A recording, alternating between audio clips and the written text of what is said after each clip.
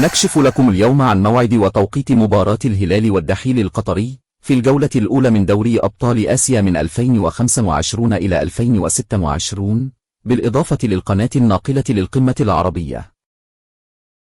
سيخوض الهلال مباراته الافتتاحية في آسيا أمام الدحيل على ملعب المملكة أرينا، ويسعى لاستغلال عامل الأرض والجمهور لتحقيق بداية جيدة وحصد ال3 نقاط.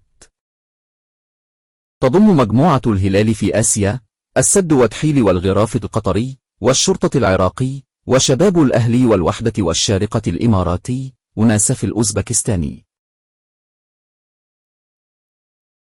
غادر الهلال بطولة آسيا للنخبة الموسم الماضي من نصف النهائي بعد الهزيمة أمام الأهلي السعودي ب3 مقابل هدف. موعد مباراة الهلال والدحيل في دوري أبطال آسيا. ومن المقرر أن تنطلق مباراة الهلال والدحيل في الجولة الافتتاحية يوم الثلاثاء الموافق 16 سبتمبر القادم في تمام الساعة 9:15 مساء بتوقيت مكة المكرمة والقاهرة والدوحة. ويضم الدحيل العديد من الأسماء المميزة مثل المهاجم الدولي القطري المعز علي وخط الوسط ماركو فيراتي.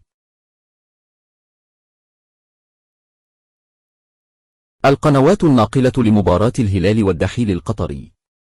ستحظى مباراة الهلال والدحيل في دوري أبطال آسيا بتغطية كبيرة نظرا لأهميتها، حيث ستذاع عبر قناة الكأس القطرية وقناة أبوظبي الإماراتية، وكما ستنقل بشكل مباشر على قناة بي إن سبورتس